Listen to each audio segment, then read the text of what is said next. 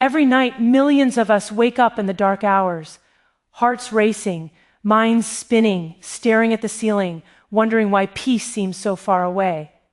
We tell ourselves it's stress, it's work, it's life, but deep inside our biology, something else is happening. Our cortisol, the hormone meant to protect us, is working overtime. Instead of calming, it's sounding the alarm, and that's why you're awake. Not because your body is broken, but because it's overprotected. In my years as a psychiatrist studying addiction and the neurobiology of stress, I've seen how modern life keeps our cortisol levels on high alert. The constant notifications, the late-night screens, the never-ending pressure to do more, be more, achieve more, it all trains our brains to expect threat, even in safety. The result? Our stress hormone never fully shuts off. We live in a world that keeps us on, even when we desperately need off. But here's the good news. Your brain can heal. Your body knows how to rest. You just have to give it the right signal. And sometimes that signal is astonishingly simple. Just 1 tablespoon of something pure, natural, and calming can begin to tell your body, you are safe now. It's not magic, it's biology. When cortisol drops, melatonin rises. When stress slows, sleep deepens, your body returns to the rhythm it was designed for. Imagine lying down tonight and actually feeling your mind soften, your muscles loosen, your breath fall into sync. Imagine waking up not groggy, not anxious, but clear, refreshed, fully alive. That's what balance feels like. That's what real restoration is. It's not just sleep, it's healing. We live in an age of overstimulation, but also in an age of awareness. You have the power to change the way your body responds to the world. You have the power to teach your brain to rest again. 1 small change, 1 mindful step, 1 tablespoon can become the signal your nervous system has been waiting for. So tonight, instead of fighting your body, listen to it. Give it what it needs. You are not broken. You are simply out of balance, and balance can be restored. When cortisol quiets, peace returns, and with it, the kind of deep, natural sleep your body has been craving all along. Your body isn't the enemy, it's your messenger. Listen before it screams through sleepless nights. We live in a time where exhaustion has become a badge of honor, where sleep feels optional, and being constantly on is celebrated as success. Yet every system in your body, your heart, your hormones, your nervous system, is quietly begging you to slow down. When you ignore those whispers, they grow louder. Eventually, they turn into the midnight awakenings, the racing thoughts, the shallow breathing that pulls you out of rest and throws you into anxiety. That's not your body betraying you. That's your body trying to protect you. Every night you wake up at 2 or 3 a.m. with your heart pounding is not random. It's communication. Your cortisol levels, designed to rise with the sun, are spiking too early. Why? Because your brain no longer knows when you're safe. Day after day of overstimulation, endless notifications, caffeine, conflict, comparison has trained your stress system to stay alert. Even when you close your eyes, your mind is scanning for danger. You're not weak. You're wired to survive. The problem is that modern life has convinced your biology that survival mode never ends. Cortisol, that infamous stress hormone, is not your enemy either. It's the hormone that helped your ancestors outrun danger, think fast, and recover quickly. But when it's overactivated, when it pulses through your bloodstream in the middle of the night, it robs you of deep, healing sleep. You wake up tired, irritable, and anxious, starting another day already behind. This cycle reinforces itself. Poor sleep increases cortisol, and elevated cortisol destroys sleep. You're trapped in the loop. Your body is desperately asking you to break the moment you start to listen, to pause instead of push, to rest instead of resist. Something remarkable happens. The body, in its incredible wisdom, begins to recalibrate.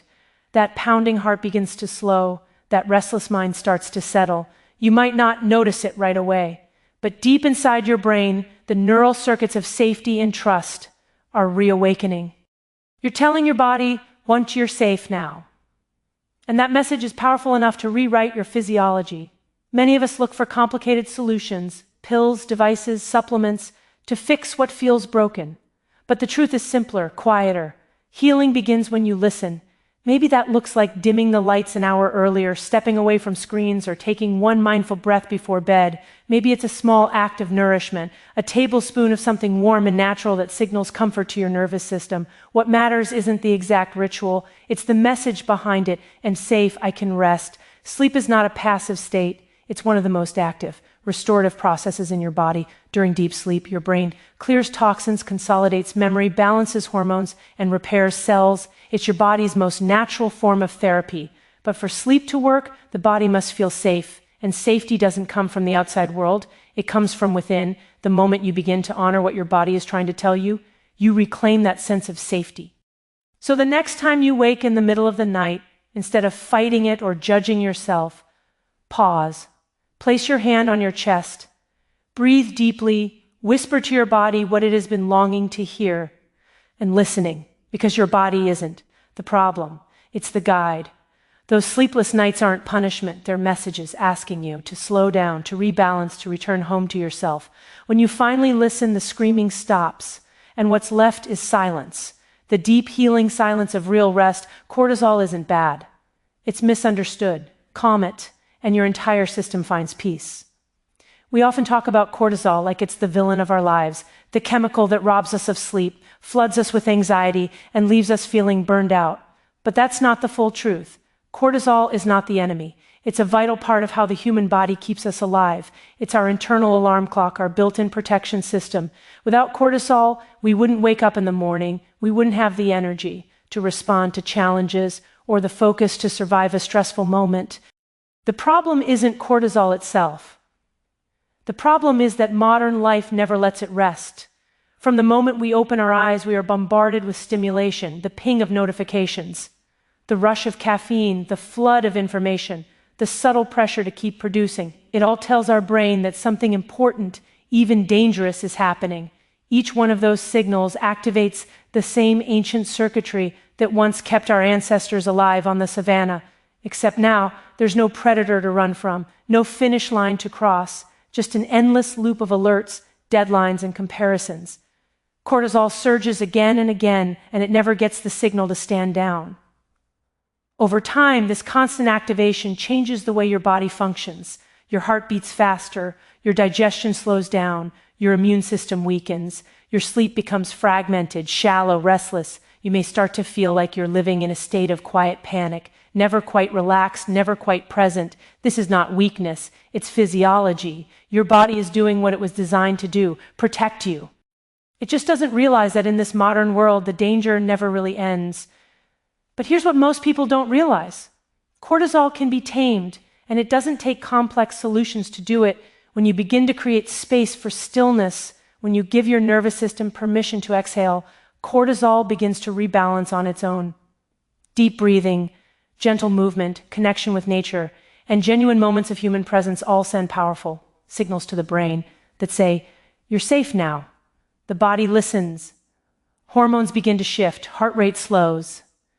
The mind becomes clearer, and peace begins to return. Think of cortisol like a loyal but overzealous guard dog. It's just doing its job, but it doesn't know when the threat has passed. Your task isn't to eliminate it, it's to retrain it. Each act of calm, turning off your phone an hour before bed, taking a walk in quiet air, sharing a real conversation instead of scrolling through noise, teaches your guard dog to lie down. Over time, your body learns safety again. Your cortisol rhythms realign with daylight and darkness, energy and rest.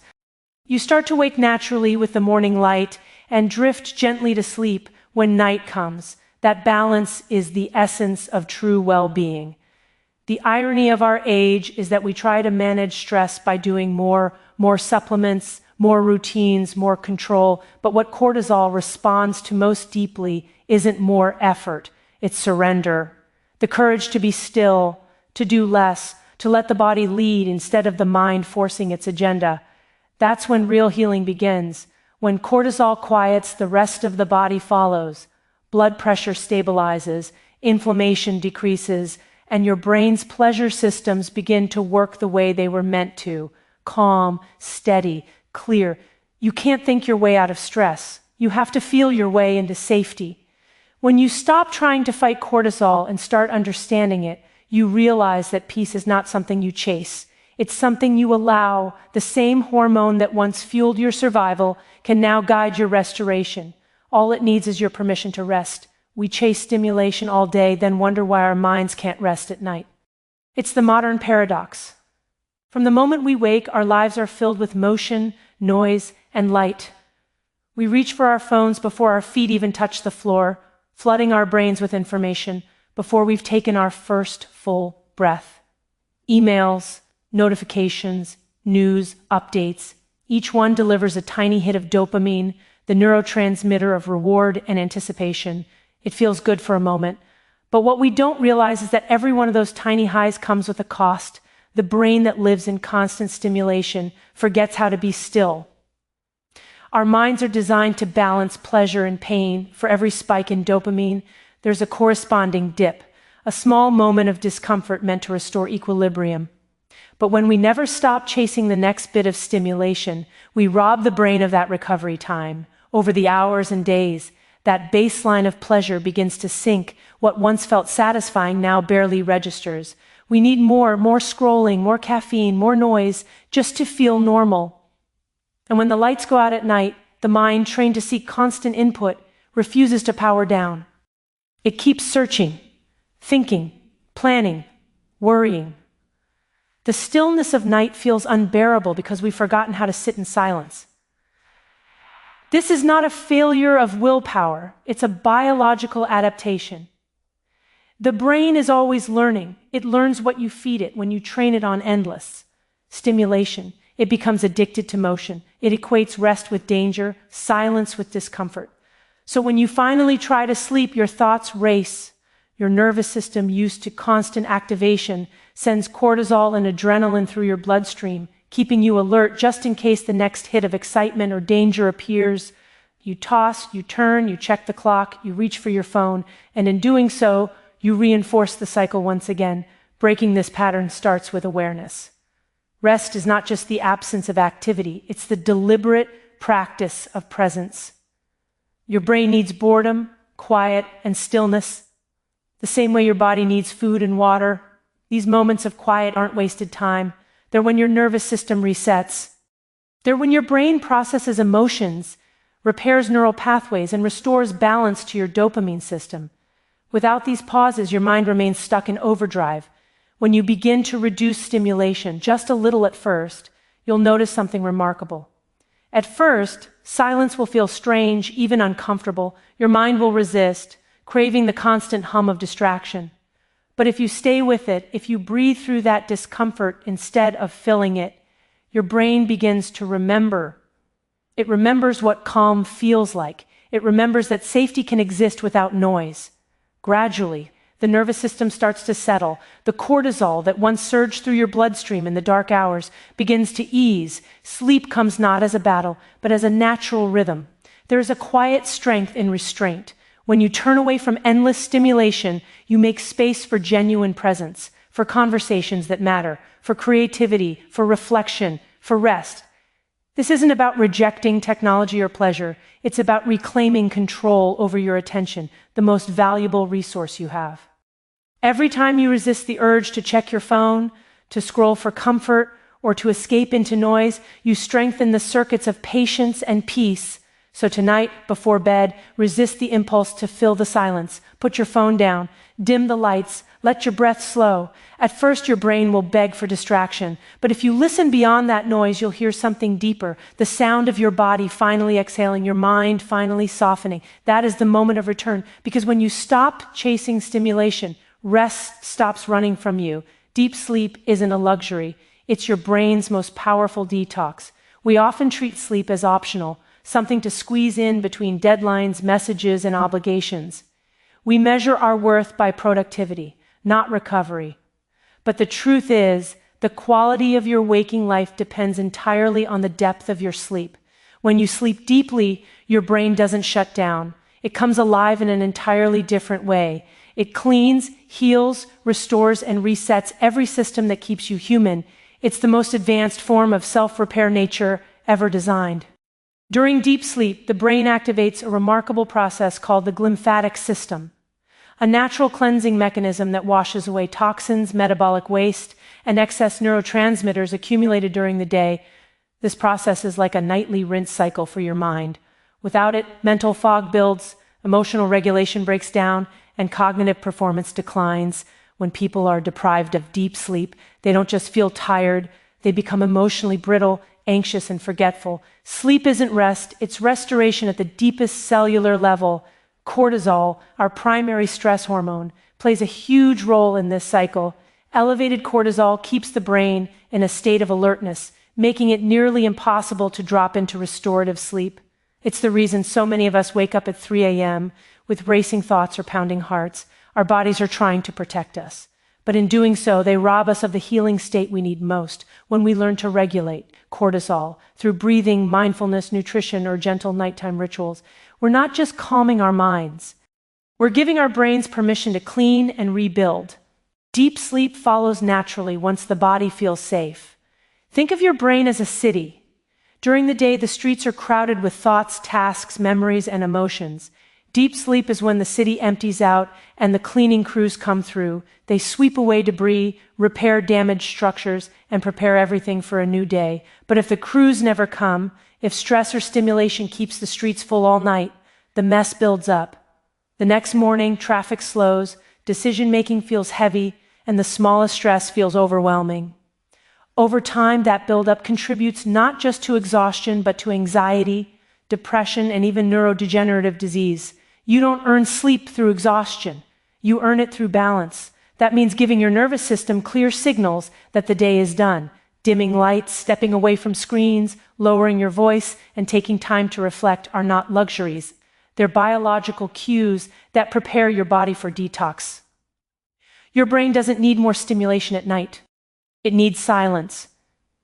In that silence, neurons fire in rhythmic waves, memories consolidate, emotions soften, and your identity reshapes itself in ways you can't feel but absolutely depend on. Deep sleep is also where your sense of self repairs. The emotional chaos of the day, the worries, mistakes, and social noise, gets reorganized in your subconscious.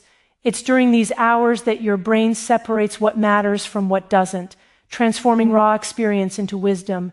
You wake not just rested, but rebalanced, ready to face the world with perspective instead of panic. That is the power of true rest. We often look for external fixes when we feel overwhelmed. New supplements, routines, or technologies, but nature already built the most sophisticated healing system imaginable inside you. The only requirement is surrender. When you allow your body to enter deep sleep, you give your mind the gift of renewal. Every night becomes an opportunity to cleanse the stress of the day and start again, clear and alive. Deep sleep isn't a bonus.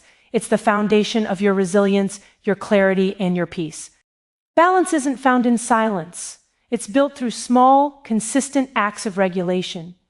We often imagine balance as a state of perfect calm, a kind of permanent peace that only comes when everything around us finally settles down. But real balance isn't something that happens to you.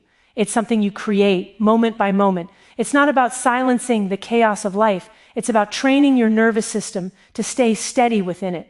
Balance is an active process, not a passive gift. It's the art of teaching your body and mind to return to center again and again, no matter how many times the world pulls you off course. Your brain and body are constantly communicating. Every thought, every breath, every choice sends a signal through your nervous system, shaping how safe or threatened you feel. When you rush, multitask, or push through exhaustion, you send your body a message of danger, even if there's no visible threat.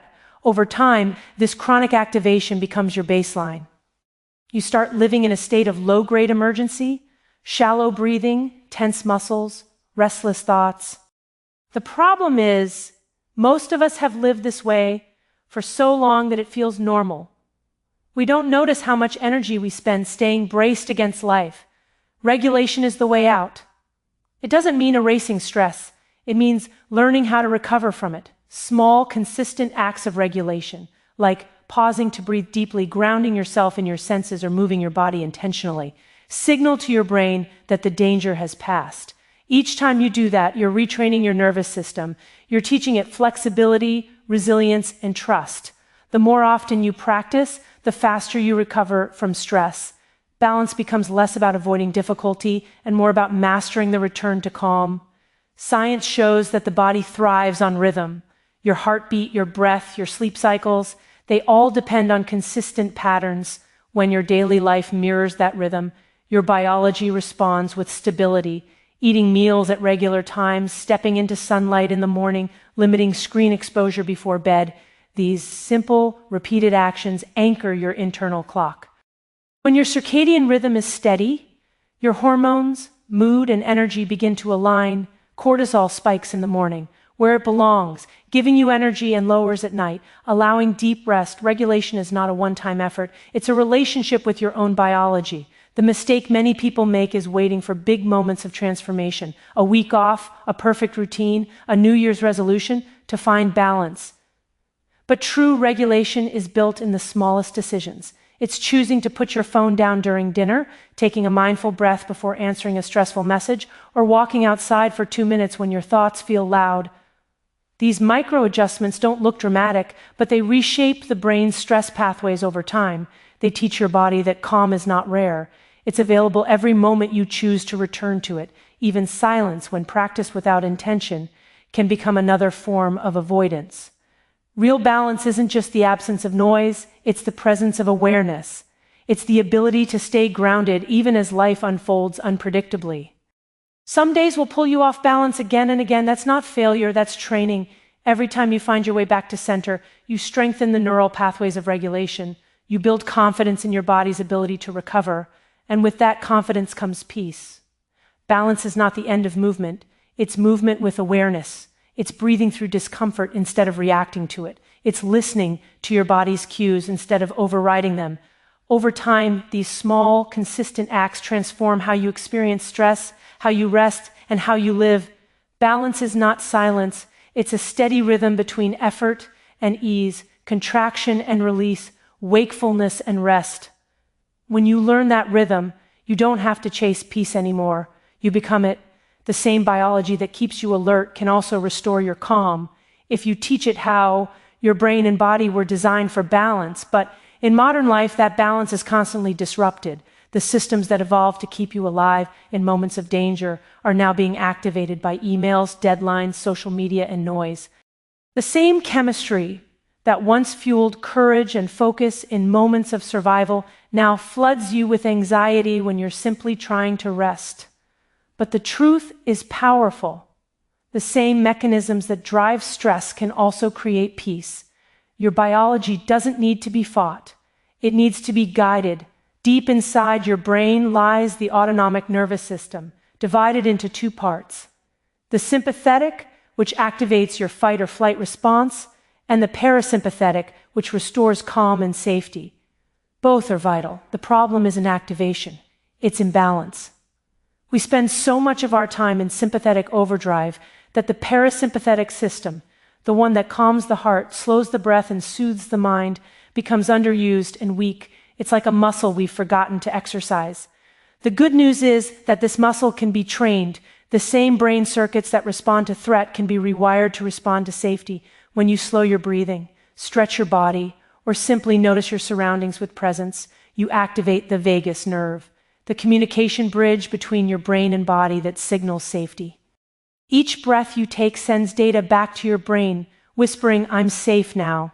You can rest." Your body listens, heart rate slows, cortisol drops, blood pressure stabilizes. The brain begins to shift out of survival mode into restoration. You're not suppressing your biology. You're using it intentionally, the way it was meant to be used. Stress is not the enemy, it's a messenger. It's your body's way of asking for regulation. When you feel anxious or tense, it's not because your system is broken, it's because it's doing its job too well. It's protecting you from imagined threats, anticipating pain that never arrives. Once you understand this, your relationship with stress changes. You stop fighting it and start working with it. You begin to see that the same system that makes your heart race before an exam or an argument is the one that helps you stay focused, alert, and alive. What you need is not to turn it off, but to teach it when to stand down. That teaching happens through repetition, every time you respond to stress with calm instead of panic. By pausing, breathing, grounding, or reflecting. You're rewiring your nervous system. You're teaching your brain that not every signal of discomfort equals danger. Over time, those pathways strengthen. Your body begins to default to calm more easily, to recover more quickly after stress.